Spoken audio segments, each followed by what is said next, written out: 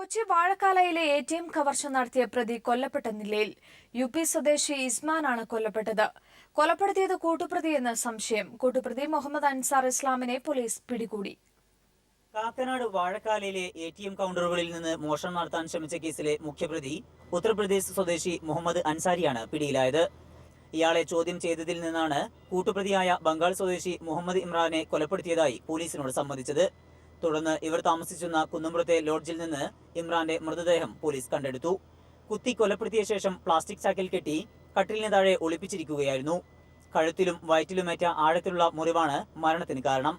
മദ്യപിച്ച് ഇരുവരും തമ്മിലുണ്ടായ തർക്കം കൊലപാതകത്തിൽ കലാശിക്കുകയായിരുന്നു.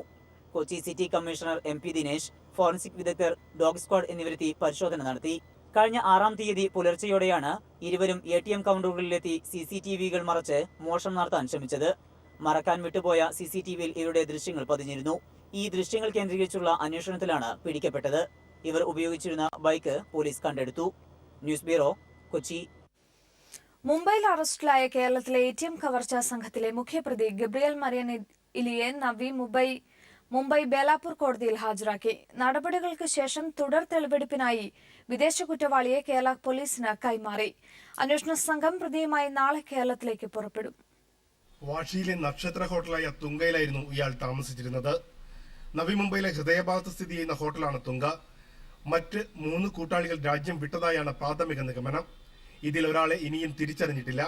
മറ്റു 2 കൂട്ടാളികൾ റൊമാനിയൻ സ്വദേശികൾ തന്നെയായ Bogo bin Florin, Christian Victor എന്നിവരാണ്. ATM കവർച്ചയുമായി ബന്ധപ്പെട്ട് മുംബൈയിൽ ജയിലിൽ കഴിയുന്ന വിദേശികളായ മറ്റു പ്രതികളുമായി ഗബ്രിയലിന് ബന്ധമുണ്ടോ എന്നും അന്വേഷിക്കുന്നുണ്ട്. അന്വേഷണ ഉദ്യോഗസ്ഥരുടെ ചോദ്യങ്ങൾക്ക് മുന്നിൽ ഗബ്രിയൽ ഒരിക്കൽ പോലും പതറുന്നതായി കണ്ടില്ല. തിരുവനന്തപുരത്ത് നടന്ന 4-അംഗ കവർച്ച സംഘത്തിൽ പങ്കാളിയായിരുന്നുവെന്ന് ഇയാൾ കുറ്റസമ്മതം നടത്തിയതായി പോലീസ് അറിയിച്ചു.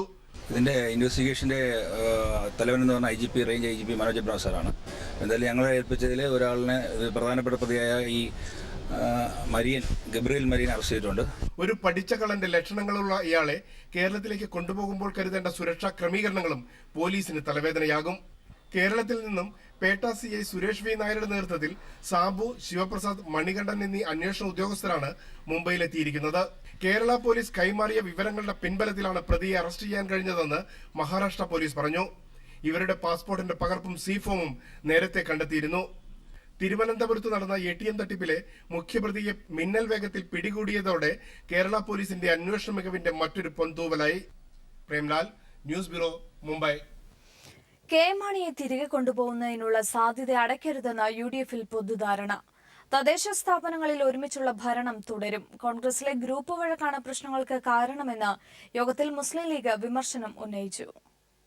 മാണിയെ പ്രകോപിപ്പിക്കുന്ന തരത്തിലുള്ള കോൺഗ്രസ് നേതാക്കളുടെ പ്രസ്താവനയിൽ ഘടകകക്ഷികൾ പ്രതിഷേധിച്ചിരുന്നു. ഇതിന്റെ അടിസ്ഥാനത്തിലാണ് തിരിച്ചുവരവിനുള്ള സാധ്യത അടയ്ക്കരുതെന്ന പൊതുധാരണയുണ്ടായത്. തദ്ദേശ സ്ഥാപനങ്ങളിൽ ഒരുമിച്ചുള്ള ഭരണം തുടരും. കേരള കോൺഗ്രസ് എടുത്ത തീരുമാനം അവർ തന്നെ പുനഃപരിശോധിക്കാൻ തയ്യാറാകുമെന്ന് ഞങ്ങൾ വിശ്വസിക്കുന്നു.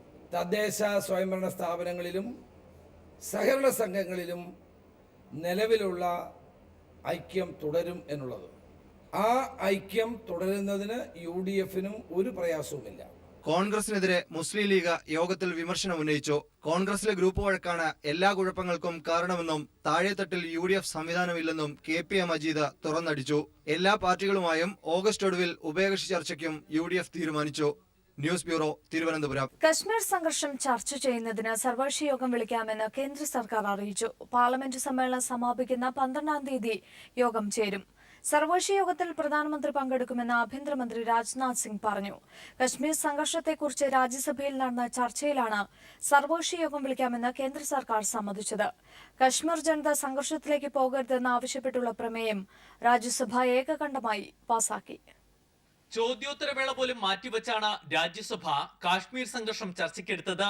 പ്രശ്നപരിഹാരത്തിനായി സർവകക്ഷി യോഗം വിളിക്കണമെന്ന ആവശ്യം പ്രതിപക്ഷ പാർട്ടികൾ ഉയർത്തി. പെലറ്റ് വെടിയുണ്ടകൾ കാശ്മീരിൽ ഉപയോഗിക്കുന്നത് നിർത്തണമെന്ന് സീതാറാം യെച്ചൂരി ആവശ്യപ്പെട്ടു. രാഷ്ട്രീയ അജണ്ടകൾ മാറ്റിവെച്ച് തുറന്ന മനസ്സോടെ കേന്ദ്ര സർക്കാർ പ്രശ്നപരിഹാരത്തിന് ശ്രമിക്കണം. I want this government to seriously ponder it, because the point is to solve the problem in Kashmir, which is actually a wound for all of us. Create that trust by stopping this communal polarization that is taking in the country, and then you please consider sending an all-party delegation to give that confidence to the people that we are there We are concerned about these issues which have remained unresolved so far. സർവകക്ഷി യോഗം വിളിക്കുന്നതിനെ കുറിച്ച് ആദ്യം പ്രതികരിക്കാതിരുന്ന കേന്ദ്ര സർക്കാർ പ്രതിപക്ഷ പാർട്ടികൾ ഒന്നടങ്കം ആവശ്യപ്പെട്ടതോടെ അക്കാര്യം സമ്മതിച്ചു. 12-ാം തീയതി യോഗം ചേരും. മോദി യോഗത്തിൽ പങ്കെടുക്കുമെന്നും രാജ്നാഥ് സിംഗ് അറിയിച്ചു. നിലവിൽ കാശ്മീരിൽ നടക്കുന്ന സംഘർഷങ്ങൾക്ക് പിന്നിൽ പാകിസ്ഥാനാണെന്ന് ആരോപിച്ച രാജ്നാഥ് പക്ഷേ സൈന്യത്തിന് കാശ്മീർ കൈമാറില്ലെന്ന് അറിയിച്ചു. രാജ്യവിരുദ്ധ മുദ്രാവാക്യങ്ങൾ അംഗീകരിക്കില്ലെന്നും വ്യക്തമാക്കി. കാശ്മീരിൽ സമാധാനത്തിന് ആഹ്വാനം ചെയ്യുന്ന പ്രമേയം രാജ്യസഭ ഏകകണ്ഠമായി പാസാക്കി. കാശ്മീർ വിഭജനം, അക്രമങ്ങൾ അവസാനിപ്പിക്കണമെന്നും പ്രമേയത്തിൽ ആവശ്യപ്പെടുന്നു. News bureau, Delhi. Kairali TV news director NP ചന്ദ്രശേഖരന്റെ കവിതാ സമാഹാരം കൊച്ചിയിൽ പ്രകാശനം ചെയ്തു. മറവിത നോർമ എന്ന പേരിലുള്ള കവിതാ സമാഹാരം കവി സെബാസ്റ്റ്യനാണ് പ്രകാശനം ചെയ്തത്. 2 ഭാഗങ്ങളായി 83 കവിതകളാണ് സമാഹാരത്തിലുള്ളത്. DC ബുക്സ് ആണ് പ്രസാധകർ. കൊച്ചിയിൽ നടക്കുന്ന DC അന്താരാഷ്ട്ര പുസ്തകോത്സവ വേദിയിലാണ് പ്രകാശന ചടങ്ങ് നടന്നത്. CBIയുടെ സീനിയർ പബ്ലിക് പ്രോസിക്യൂട്ടറായ S. കൃഷ്ണകുമാർ കുളത്തിൽ വീണ് മരിച്ചു. ചേർത്തലയിലെ വീട്ടുവളപ്പിലെ കുളം വൃത്തിയാക്കാൻ ഇറങ്ങിയപ്പോഴാണ് ചെളിയിൽ പുതഞ്ഞായിരുന്നു അപകടം. കൊച്ചി CBI കോടതിയിലെ അഭിഭാഷകനായ കൃഷ്ണകുമാർ 2 ആഴ്ച മുമ്പാണ് മുംബൈയിലേക്ക് സ്ഥലം മാറിപ്പോയത്. ലണ്ടനിലുള്ള ഭാര്യ തിരികെ എത്തിയതിനു ശേഷം മാത്രമേ അടക്കം തീരുമാനിക്കുകയുള്ളൂ. തമിഴ്നാട്ടിലെ സേലം ചെന്നൈ റൂട്ടിൽ നടന്ന തീവണ്ടിക്കൊള്ളയ്ക്ക് പിന്നിൽ വൻ സംഘമെന്ന് പോലീസിന് വിവരം ലഭിച്ചു.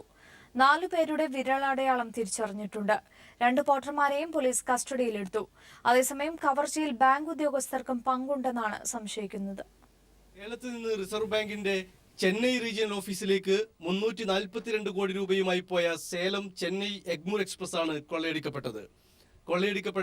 5 കോടി 75 ലക്ഷം രൂപയാണെന്നും ഈ പണം മുഴുവൻ IDBI ബാങ്കിന്റെ പെട്ടിയിൽ നിന്നുള്ളതുമാണെന്ന് കണ്ടെത്തിയിരിക്കുന്നു. പണം സേലത്തിൽ നിന്ന് പ്രത്യേക വാഗണുകളിലേക്ക് മാറ്റിയ 2 പോർട്ടർമാരെ പോലീസ് ഇപ്പോൾ കസ്റ്റഡിയിലെടുത്ത് ചോദ്യം ചെയ്യുകയാണ്. ഓടുന്ന തീവണ്ടിയിൽ ഉരുക്കുബോഗികൾ ഗ്യാസ് കട്ടർ ഉപയോഗിച്ച് ദ്വാരമുണ്ടാക്കുക മനുഷ്യസാധ്യമാണെന്ന് പോലീസ് കരുതുന്നില്ല. അങ്ങനെയെങ്കിൽ തിരുട്ടുഗ്രാമം എന്നറിയപ്പെടുന്ന വിരുദാചലത്ത് 20 മിനിറ്റോളം നിർത്തിയിട്ടപ്പോഴായിരിക്കണം കൊള്ള നടന്നതെന്ന് കണക്കാക്കപ്പെടുന്നു. പക്ഷെ വിരുദാചലത്തെ കള്ളന്മാർക്ക് ഇതിന് സാധിക്കുമെന്നും പോലീസ് കരുതുന്നില്ല. അതുകൊണ്ട് വൻ സംഘം കൊള്ളയ്ക്ക് പിന്നിലുണ്ടെന്നാണ് കരുതുന്നത്. 4 പേരുടെ വിരലടയാളം ഇതുവരെ തിരിച്ചറിഞ്ഞിട്ടുണ്ട്. ഒരു DYSP ഉൾപ്പെടെ 16 പോലീസുകാർ ട്രെയിനിലുണ്ടായിട്ടും സുരക്ഷാ വീഴ്ച എങ്ങനെ സംഭവിച്ചു എന്നതും പോലീസിനെ കുഴക്കുന്നു. News desk.